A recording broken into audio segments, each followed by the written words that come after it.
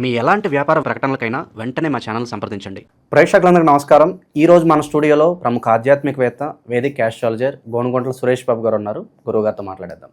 నమస్కారం గురుగారు. మణికంఠ గారు నమస్కారం అండి. గురుగారు, ఆగస్టు మాసం, విశేషంగా శ్రావణ మాసం, కర్కాటక రాశి వారి పరిస్థితి ఈ నెల ఎలా ఉండబోతుంది? పాజిటివ్గా ఉంటుందంటారా, నెగిటివ్గా ఉంటుందంటారా? ఓవరాల్గా ఎలాంటి జాగ్రత్తలు, పరిహారాలు తీసుకుంటే బాగుంటుందంటారు? మనం కర్కాటక రాశి కనుక చూసుకుంటే ఒక సామాన్యంగా ఉంది.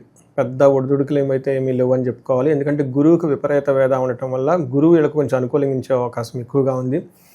తర్వాత ధన ప్రవాహం సూర్యుని వల్ల వచ్చే అవకాశం ఎక్కువగా ఉంది. తర్వాత మనకి శుక్రుడు వల్ల అర్ధ ప్రాప్తి అంతా బాగుంది. అయితే మనకి కుజుడు వల్ల కూడాను విపరీతమైన ధనం వచ్చే అవకాశం ఎక్కువగా ఉంది. మనం చెప్పుకుంటే వీళ్ళకి మెజారిటీ ఒక 50-50 అనుకోవచ్చు అనమాట. మనకి అంత బాగలేదని చెప్పలేము, అంత బాగుందని చెప్పలేము. ఒక సాధారణంగా నార్మల్గా వెళ్ళిపోయేది అని మనం చెప్పుకోవచ్చు. మనకేం చెప్తారంటే ధనం, ధనలాభం, పరాభవం, అర్ధప్రాప్తి అని చెప్తారు. అంటే ధనం బాగుంది, ధనం సంబంధించిన వనరులకు ఖచ్చితంగా వచ్చే అవకాశం ఎక్కువగా ఉంటుంది. అయితే అవమానాలు జరిగే అవకాశం ఎక్కువగా ఉంది. ఇది కొంచెం గమనించుకోవాలి. వీళ్ళకి కర్కాటక రాశి వాళ్ళకి లాస్ట్ మంత్ నేను కొంచెం జాబులు ఎక్కువగా పోయే అవకాశం ఎక్కువగా ఉందని చెప్పాను. కొంతమంది నా ఫోన్లు ఆల్రెడీ చేస్తూ ఉన్నారు. మనకి వీడియో షూట్ కూడాను మనకి జులైలో జరుగుతుంది కాబట్టి నేను ఇంకా కొన్ని కాల్స్ అవన్నీ ఎక్స్పెక్ట్ చేస్తున్నాను. లాస్ట్ మంత్ ఏం చెప్పారంటే స్థాన నష్టం, స్థానభ్రష్టత్వం అని చెప్పడం జరిగింది. జాబ్లో ఒడిదుడుకులుగా ఉండటం, ఇబ్బందులు పడే అవకాశం ఎక్కువగా ఉంటుంది. అయితే ఇదే కొంచెం ఈ మంత్ కూడా కొనసాగే అవకాశం ఎక్కువగా ఉంటుంది. ఆగస్టు మంత్ 17th వరకు ఈ సిచ్యువేషన్ ఉండే అవకాశం ఎక్కువగా ఉంది. కొంచెం జాబ్లో, వృత్తిలో కొంచెం జాగ్రత్తగా ఉంటే సరిపోతుంది. మనకి సూర్యుడు 2nd హౌస్లో ఉండటం వల్ల ఏం చెప్తారంటే ఇది కొంచెం ఇబ్బంది పెట్టే పరిస్థితి అని చెప్తారు. ఏ విధంగా అంటే వీళ్ళే కావాలని చెప్పేసి ప్రాబ్లమ్స్ని కొని తెచ్చుకుంటారు. ఊరక తెచ్చుకోరు, డబ్బులు పెట్టి మరీ కొని తెచ్చుకోవటం అంటేది కదా.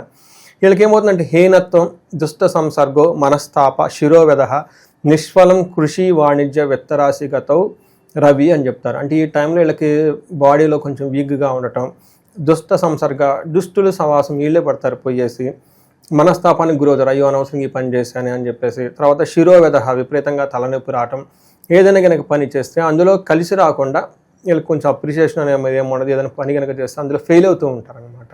అందుకని చెప్పేసి వీళ్ళు కొంచెం స్లోగా ఉండటం ఎంతైనా ఉత్తమం. అంతేకాకుండా రోగాలు కూడా వచ్చే అవకాశం ఎక్కువగా ఉంది. ఇది సూర్యుడు వీళ్ళకి అనుకూలంగా లేరు కాబట్టి మనం కుజుని కనుక గమనించుకుంటే కుజుడు వీళ్ళకి మంచి చక్కగా యోగ్యతను ఇస్తున్నాడు. వీళ్ళకి వెన్నుముకగా నిలిచేది ఈ కుజుడే కాబట్టి కుజుడు వీళ్ళకి 3వ ఇంట్లో ఉండటం వల్ల వాళ్ళకి కొంచెం లాస్ట్ మంత్తో కంపేర్ చేస్తే కొంచెం ఆత్మధైర్యం, తర్వాత రిస్క్ టేకింగ్ ఎబిలిటీస్ ఇవన్నీ పెరిగి చాలా చక్కగా బాగుంటారు.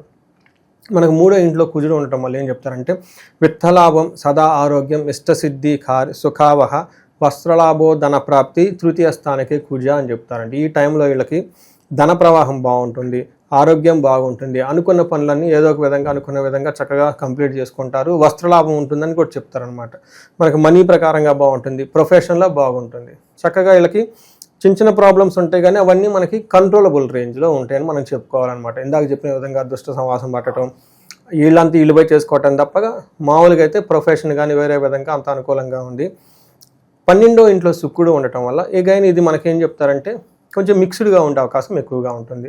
వీళ్ళకి శస్త్రపీడం, చోర బాధ, అతి మహాద్భయం, కృషి రవ్యాది సర్వ విఘ్నంస అని మనకు చెప్తూ ఉంటారు. ఏదైనా కనుక పని చేస్తే స్ట్రైట్గా రిజల్ట్ రాదు, కొంచెం ఆటంకాలతో కూడుకొని రిజల్ట్ వచ్చే అవకాశం ఎక్కువగా ఉంటుంది. ఊరికూరికనే భయపడే అవకాశం ఎక్కువగా ఉంటుంది. తర్వాత చోర బాధ, ఏదో ఒక విషయంలో వీళ్ళకి సంబంధించిన నగలు కానివ్వండి, డబ్బు కానీ వీళ్ళు చక్కగా ఇంటికి సంబంధించిన వ్యవహారాల్లో దొంగతనం జరిగే అవకాశం ఎక్కువగా ఉంది. కొంచెం జాగ్రత్తగా ఉండాలి. బట్ మిగతా అన్ని విషయాల్లో ఇది కొంచెం కనుక చూసుకుంటే మనకి సూర్యుడు శుక్రుడు కొంచెం ఇబ్బంది పెట్టే పరిస్థితిలో ఉన్న కుజుడు బాగా సపోర్ట్ ఇవ్వటంతో వీళ్ళకి కొంచెం ఈ మంత్ అంతా సాధారణంగా ఉండే అవకాశం ఎక్కువగా ఉంది. ఈ రాశిలో విశేషంగా ఏ నక్షత్రాలు ఉంటాయి, వాళ్ళకి ఎలా ఉండబోతుంది? ఇందులో మనకి 3 నక్షత్రాలు ఉంటాయండి. పునర్వసు, పుష్యమి, ఆశ్లేష నక్షత్రాలు 3 నక్షత్రాలు ఉంటాయి. పునర్వసు నక్షత్రం కనుక చూసుకుంటే వీళ్ళకి ఐశ్వర్యవంతంగా ఉంటుంది, సంపదలు చక్కగా వచ్చేస్తాయి. మృష్టాన్నము, చక్కగా పార్టీల్లో, ఫంక్షన్లో స్వీట్స్ అవన్నీ తింటూ ఎంజాయబుల్గా ఉంటారు. ఛాలెంజెస్ ఎక్కడంటేనండి కలహము, మనకి ఆగస్టు 1st 10 daysలో నాశనం అని చూపిస్తుండే, తర్వాత కలహము, గొడవలయ్యే అవకాశం ఎక్కువగా ఉంటుంది. పునర్వసు నక్షత్రం వాళ్ళకి ఐశ్వర్యవంతంగా ఉంటుంది, సంపదలు వచ్చేస్తాయి. అయితే నాశనము, కలహము చూపిస్తూ ఉంది. ఆశ్లేష నక్షత్రం వాళ్ళకి ఐశ్వర్యవంతంగా ఉంటుంది, సంపదలు వచ్చేస్తాయి. వీళ్ళకి కూడా కలహము, నాశనము చెప్తూ ఉందండి. ఇక్కడ నాశనము అంటే ఇంతకుముందు వీళ్ళు ఏదైనా కనుక పని కానీ ఏదైనా కనుక స్టార్ట్ చేస్తుంటే అవి ఎట్టి పరిస్థితుల్లో ముందుకెళ్లకుండా ఆగిపోయేసి విత్డ్రా చేసుకునే పరిస్థితి ఉంటుంది, అది ముందుకెళ్ళదనమాట.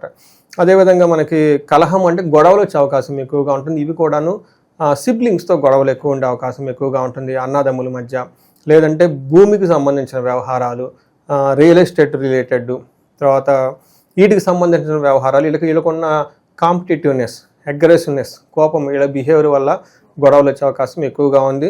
మిగతా అన్ని విషయాల్లో చక్కగా ఉంది. ఇక మనం చెప్పుకునే విధంగా ఒక నార్మల్గా తటస్థంగా ఉండే అవకాశం ఎక్కువగా ఉంటుంది వీళ్ళకి. కొత్తగా ఎవరన్నా భూములు కావచ్చు, కొత్తగా సొంత ఇల్లు కొనుక్కోవాలని ప్లాన్ ఉంటే కనుక వాళ్ళకి ఏదైనా అనుకూలంగా ఉంటుంది? మంచి అనుకూలమైన టైం అండి, ది బెస్ట్ అనుకూలమైన టైం. ఇప్పుడు కనుక డీల్స్ చేసుకుంటే ఇలా ఖచ్చితంగా లాభాలు వస్తాయి. ప్రేమ వివాహాలు ప్రత్యేకంగా ఎవరైతే చేసుకోవాలనుకుంటున్నారో ఏదన్నా సానుకూలంగా ఉంటుందంటారు ఈ రాశి వాళ్ళు? సో ప్రేమ వ్యవహారాలు కూడా అనుకూలంగా ఉంటుందండి, పెద్ద ప్రాబ్లం అయితే ఏం లేదు. కొంచెం శుక్రుడు ఏమంటారంటే సరైన పొజిషన్లో లేకుండా ఉండటంతో ఆటంకాలు వచ్చే అవకాశం ఎక్కువగా ఉంది ప్రేమ వ్యవహారాల్లో. ఇక దూర ప్రయాణాలు చేసే వాళ్ళకి ఏదన్నా సూచన ఉందా? అంటే చాలా వరకు పలానా పని మీద వెళ్తూ ఉంటారు, అది జరక్క మళ్ళీ వెనక్కి వచ్చేస్తూ ఉంటారు, ఏదైనా డిసప్పాయింటెడ్గా ఉంటారు, వాళ్ళకి ఏదైనా సూచన ఉందా? వీళ్ళకి ఏం చెప్తానంటేనండి, ఉన్న పనులు చక్కగా చేసుకుంటే బెస్ట్ అండి. కొత్తగా ఏ పని చేయకుండా కొంచెం అవాయిడ్ చేస్తే ఈ మంత్ మంచిది. ఎందుకంటే సూర్యుడు 2వ ఇంట్లో ఉండటం వల్ల అధికారులతో కానివ్వండి, లేదంటే కొత్తగా ఏదైనా కనుక పని చేస్తే అందులో ఆటంకాలు ఉండే అవకాశం ఎక్కువగా ఉంటుంది. ఈ 2 విషయాల్లో కొంచెం జాగ్రత్తగా ఉండాలి. లేదా మీరు చెప్పిన విధంగా ట్రావెల్స్లో యాక్సిడెంట్లు అవ్వటం, విఘ్నాలు రావటం ఉండే అవకాశం ఎక్కువగా ఉంది. సో దుష్టులతో జాగ్రత్త అని మీరు చెప్పారు ఇందాక, అంటే వాళ్ళ వల్ల ఏదైనా నష్టం జరుగుతుందంటారా? ప్రలోభాలకు గురయ్యే అవకాశాలు ఉంటాయి? ఖచ్చితంగా అందుకని దూరంగా ఉండాలి. నాకు ఇది రిపీటెడ్గా తిరుగుతుంటాయి కదండి. నాకు కొంతమంది ఫోన్ చేశారు, గురుగారు మీరు భలే చెప్పారండి, ఎవరు చెప్పలేదు, మాకేమో ఉన్నాయండి రిలేషన్స్లో, అవేమో వదిలించుకోలేకపోతున్నాము, మళ్ళీ బాధపడుతూ ఉంటాము, ఎంతకాలం ఏంటి, ఇది బాగా చెప్పారండి అని చెప్తూ ఉంటారు. అది సహజమండి. ఓకే, మనకు అది మన జ్యోతిష శాస్త్రం ఇది మంచి చెడు అని ఏమి ఉండదండి. ఈ జన్మ ఎత్తినప్పుడు కొన్ని యోగాలతో పుడతాం, కొన్ని వాళ్ళు ఆ యోగాలు అనుభవించాలి. కొన్ని మొదట్లో చాలా బాగుంటారు, కొన్నిసార్లు దానివల్ల వేరే పరిణామాలు చేసి వాళ్ళు ఇబ్బంది పడుతుంటారు, కొన్నిసార్లు బిగినింగ్లో ఇబ్బంది పడుతుంటారు. అలా లైఫ్ అనేది అంటే బిగినింగ్ టు ఎండ్ షార్ట్ కదండి, జన్మ ఎత్తిన తర్వాత వాళ్ళ ఎక్స్పీరియన్స్ అవుతూ ఉంటారు. కొన్నిసార్లు సహజంగా పడుతూ ఉంటాం. ఓకే, ఆల్కహాల్ ఎక్కువగా తీసుకోవటము, లేదంటే బెట్టింగ్లు చేయటము, లేదంటే రిలేషన్షిప్స్ పెట్టుకుంటాం. వీటిలో కొంతకాలం బాగానే ఎంజాయ్ చేస్తాం, కొన్ని సందర్భాలు అవి బ్యాడ్గా ఎండ్ అవుతాయి.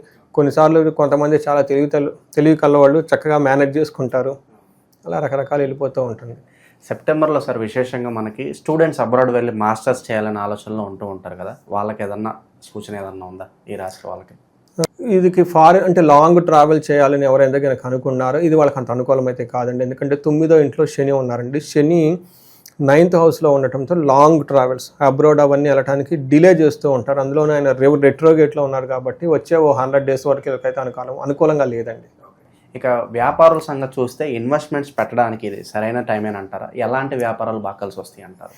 వీళ్ళకి వ్యాపారానికి సంబంధించి కొంచెం ఆపేస్తే బెటర్ అండి. ఎందుకంటే వీళ్ళకి సూర్యుడు కేతువుతో కలిసి ఉన్నారు, అంత అనుకూలం అయితే కాదు, బెస్ట్ టైం అయితే కాదండి. నేను బెస్ట్ అడ్వైజ్ ఏమంటానండి, ఎక్స్పెరిమెంట్లో కొత్త ఏమీ చేయకుండా ఉన్నదాంతో చక్కగా నడిపించుకుంటా పోతే ఈ మంత్ బెటర్. సో రిస్క్ లేకుండా మినిమం బడ్జెట్లో ఇన్వెస్ట్మెంట్ చేసుకుంటూ వెళ్తే పర్వాలేదంటే ఆల్రెడీ చేస్తున్న వాళ్ళు ఎప్పుడేనంటే ఆల్రెడీ మనకు చేస్తున్నది బెస్ట్ అండి. ఎందుకంటే స్వధర్మో శ్రేయోదాయక అని చెప్పేసి మనం ఎప్పటి నుంచో చేస్తున్న పనులు వాటిలో చేస్తే అందులో రిస్క్ ఉండదండి. కొత్త కనుక మనం ఎక్స్పెరిమెంట్ చేయాలనుకోండి, గోచారంలో బాగుండాలి, జన్మజాతకం కూడా చూసుకోవాలి. ఎందుకంటే మొన్న ఎవరో ఫోన్ చేశారు, డాక్టర్ అనమాట వాళ్ళు, పాపం సొంతగా క్లినిక్ పెట్టుకోవాలనుకుంటున్నామండి, మీ అడ్వైజర్స్ ఏంటని చూసి చెప్పాను. నేను స్టడీ చేస్తే ఒక 2 years వరకు వద్దండి, ఉన్నదంటే చక్కగా చేసుకోండి, లేదంటే మేము ఓన్గా పెట్టుకోవాలను. ఒకసారి ఆ ఓన్గా పెట్టుకోవాలని థాట్ వచ్చినప్పుడు ఈ జాబ్ వాళ్ళకి నచ్చదు. నేను చెప్పాను, ఇప్పుడు వెనుక పెట్టుకుంటే మీరు 10 ఏళ్ల నుంచి ఏమో కొద్ది గొప్ప సంపాదించుంటారు, అవన్నీ అక్కడ పెట్టేసుకుంటారు, ఆ ఆఫీస్కి, ఆ హాస్పిటల్కి, కన్స్ట్రక్షన్స్కి అంతా. ఆ తర్వాత అమౌంట్ లాక్ అయిపోతుంది. మీకు ఈ మనీగా ఫ్రీగా వచ్చే ఫ్లో లేదు, ఇన్కమ్ ఉండాలి కదా, ఆ ఇన్కమ్ వచ్చేది లేదు మీ జాతకం ప్రకారం 2 years వరకు. కానీ కొంతకాలం ఆ పక్కన పెట్టుకొని తర్వాత చేయమండి అని చెప్తూ ఉంటాను అనమాట. ఎందుకంటే ఎప్పుడైనా న్యూ చేసేటప్పుడు ఇట్లాంటి మీరు అడిగిన విధంగా ఇన్వెస్ట్మెంట్లు హెవీగా చేసుకున్నప్పుడు జ్యోతిష్య శాస్త్రంలో ఒకసారి చూపించుకుంటే బెటర్ అండి. అంటే ప్లానెట్స్ అనుకూలంగా ఉన్నాయి, ప్రతికూలంగా ఉన్నది. వీళ్ళు ఏమనుకుంటారంటే క్లినిక్ పెట్టుకుంటే ఈ బాధ పోయిద్ది అనుకుంటారండి. ఈ బాధ పోవటం కాదు కదా, ఉన్న డబ్బులు కూడా పోతాయి. అదేమవుతుందంటే అంటారు చూడండి, పెనం మీద నుంచి పొయ్యిలో పడినట్లు. ఇంకా అలాంటి డెసిషన్స్ కొన్ని మనం ఏ రంగాల్లో పెట్టుబడి పెడుతున్నాము, ఏ టైంలో పెడుతున్నాము, కరెక్టా కాదా అనేది 1-2 సార్లు చూసుకోవాలి. కరెక్ట్ అండి, మంచి క్వశ్చన్ అండి, బాగా అడిగారు. సో ఓవరాల్గా మరి శ్రావణ మాసం కాబట్టి విశేషంగా ఇంకా వీళ్ళకి మంచి జరగాలంటే ఎలాంటి పరిహారాలు బాగా అవసరం అంటారు? మీరు గమనించున్నారు కదండి, వీళ్ళకి ఎక్కువ గొడవలు అయ్యే అవకాశం చూపిస్తుందండి. ఈ టైంలో నేనేం చెప్తానంటే అండి, మన్యు పాశుపత అభిషేకం కానివ్వండి, లేదంటే చండీ హోమం, చండీ పారాయణం చేసుకున్న, లేదంటే సుదర్శన హోమం అని ఉంటుందండి. అది కనుక చేసుకుంటే ఇలా చక్కగా బాగా కలిసి వస్తుంది. సో నేను ఏం చేస్తున్నానంటే అండి, జనరల్గా ధర్మార్థ కామ మోక్షాలు అంటారు కదండి, మనకి ఋగ్వేదంలో శ్రీ సూక్తం చెప్పిన, ఆది శంకరాచార్యులు కనకదార స్తోత్రం ఇచ్చిన, ధనానికి సంబంధించి ఎవరు ఎలాంటి బాధలు పడకూడదు అని సంబంధించి మనకి చాలా ధనానికి హైయర్ ప్రయారిటీ ఇచ్చారు. సెకండ్ మోస్ట్ ప్రయారిటీ ఏంటంటే ధనానికే ఇచ్చారు. ఎవరైనా కనుక ధనానికి కనుక ఇబ్బంది ఎవరు పడకూడదండి అసలు, నా ఉద్దేశం అది. ఎందుకని నేను లాస్ట్ టైం చాలామందికి కుబేర పాశుపత అభిషేకం, మహాలక్ష్మి విశేష హోమం నేను ఎప్పుడు ప్రతిసారి చెప్తూనే ఉంటాను నా వీడియోలో. ఇవి 1-to-1 వాళ్ళకి చేశానండి. అయితే సామూహికంగా ఎప్పుడూ చేయలేదు, కానీ ఈసారి చేద్దాము కొంతమంది. కానీ ఎందుకంటే కొంతమంది ఏమండి మాకు ఖర్చు ఎక్కువ అండి, మాకు ఏదన్నా ఒక ఆపర్చునిటీ లాగా క్రియేట్ చేయండి అని అడుగుతూ ఉంటే, ఈసారి ఆగస్టు 21, 22 ఫస్ట్ రోజు వచ్చేటప్పటికి కుబేర పాశుపత అభిషేకం. ధనం మన ఇంట్లో నిలబడటానికి, సంపదలకు అధిపతి కుబేరుడు కాబట్టి ఆ సంపదలు మన ఇంట్లో నిలవ ఉండాలి. సంపద అసలు మనం సృష్టించాలి. అసలు మన దగ్గర సంపద కనపట్లేదు, ఎక్కడ ఒక అవకాశాలే లేనప్పుడు మహాలక్ష్మి విశేష హోమం ఒకటి, శీఘ్ర ధన ప్రాప్తి, నష్టద్రవ్యపతి, పోయిన ధనం కూడా మళ్ళీ తిరిగి రావడానికి. ఇది అంతా వచ్చేటప్పటికి అమ్మవారి యొక్క విశేష హోమం. ఇలా 2 కలిపేసి ఒక ప్లానింగ్ పెట్టేసి చేస్తూ ఉన్నాం. సో ఇది సామూహికంగా నెంబర్ ఆఫ్ పీపుల్ వచ్చి వాళ్ళందరూ కూడా చక్కగా పార్టిసిపేట్ చేస్తే, ఇది కూడా కొంచెం వైభవోపేతంగా అందరినీ ఎవరైతే పార్టిసిపేట్ డైరెక్ట్గా ఫిజికల్గా వచ్చి కూర్చొని ఈ హోమం అన్నీ చేసే విధంగా ప్లాన్ చేస్తున్నాం. ఇంట్రెస్ట్గా కనుక ఎవరైనా ఉంటే మనకి కనెక్ట్ అయితే వాళ్ళకి డీటెయిల్స్ పంపిస్తాం. ఓవరాల్గా ఈ రాశి వాళ్ళందరూ కూడా ఈ మాసం ప్రత్యేకంగా ఎలా ఉండబోతుంది అనేది అద్భుతంగా వివరించారు. ధన్యవాదాలు గురుగారు. ధన్యవాదాలు.